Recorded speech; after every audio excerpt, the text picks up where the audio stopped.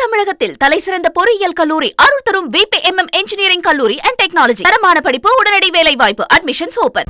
2 நாட்களுக்கு பின் கூடும் சட்டப்பேரவையில் இன்று மானிய கோரிக்கையை தாக்கல் செய்யும் முதலமைச்சர் விஜய் புதிய அறிவிப்புகளை வெளியிடுகிறார். இன்றைய அவை நடவடிக்கைகளுடன் தலைமை செயலகத்திலிருந்து செய்தியாளர் பாஸ்கரன் இணைஞ்சிருக்காரு. பேசலாம் பாஸ்கரன். 2 நாட்களுக்கு பிறகு சட்டப்பேரவை இன்று மீண்டும் கூடுகிறது. இன்னைக்கு சட்டப்பேரவையின் அலுவல்கள் என்ன, விவரங்களை பதிவு பண்ணுங்க பாஸ்கர். தமிழக சட்டப்பேரவை 2 நாட்கள் விடுமுறைக்கு பிறகு 9:30 மணிக்கு கூடுகிறது. அவை கூடியதுமே மறைந்த நடிகை சவுகார் ஜானகி மறைவுக்கு இரங்கல் தெரிவிக்கப்படுகிறது.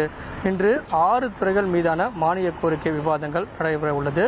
அந்த வகையில் நகராட்சி நிர்வாகம் மற்றும் குடிநீர் வழங்கல் துறை தமிழக முதலமைச்சர் விஜயிடம் இருக்கிறது. தமிழக முதலமைச்சர் நகராட்சி நிர்வாகம் மற்றும் குடிநீர் வழங்கல் துறை மீதான மானிய கோரிக்கையை தாக்கல் செய்து அதன் மீது கருத்துக்களை முன்வைத்து விவாதங்கள் நடைபெற உள்ளது.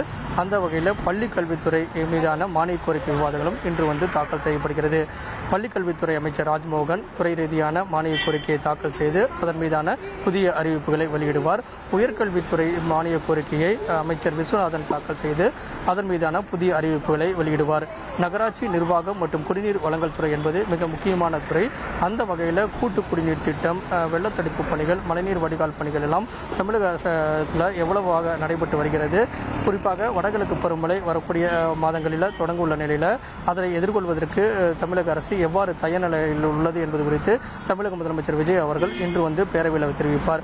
நகராட்சி நிர்வாகம் மற்றும் குடிநீர் வழங்கல் துறை, பள்ளிக் கல்வித்துறை, உயர்கல்வித்துறை, செய்தி மற்றும் மக்கள் தொடர்புத்துறை, தமிழ் வளர்ச்சித்துறை உள்ளிட்ட துறைகள் மீதான மானிய கோரிக்கைகள் இன்று தாக்கல் செய்யப்படும் காரணமாக 6 துறைகள் மீதான மானிய கோரிக்கை விவாதங்கள் நடைபெற உள்ளது. அதே நேரத்தில் இன்று முக்கியமான பிரச்சனைகளை எதிர்க்கட்சிகள் எழுப்புவதற்கு திட்டமிட்டிருக்கிறார்கள். குறிப்பாக மேகமலை வனப்பகுதி தொடர்பாக உச்சநீதிமன்றம் பிறப்பித்த உத்தரவினுடைய அடிப்படையில் தமிழக அரசுடைய நிலைப்பாடு என்ன அப்படிங்கிறத அறிந்து கொள்வதற்கு உண்டான கோரிக்கையில் எதிர்க்கட்சிகள் முன்வைத்து பல்வேறு பிரச்சனைகளை எழுப்ப திட்டமிட்டிருக்கிறார்கள்.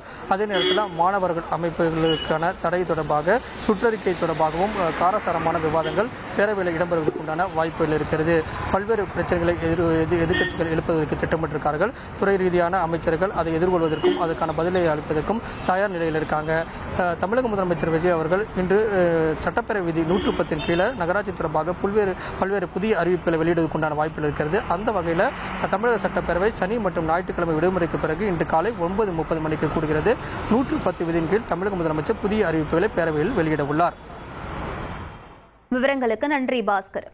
தென் தமிழகத்தில் தலைசிறந்த பொறியியல் கல்லூரி அருள் தரும் VPMM இன்ஜினியரிங் கல்லூரி அண்ட் டெக்னாலஜி. தரமான படிப்பு, உடனடி வேலை வாய்ப்பு. Admissions open.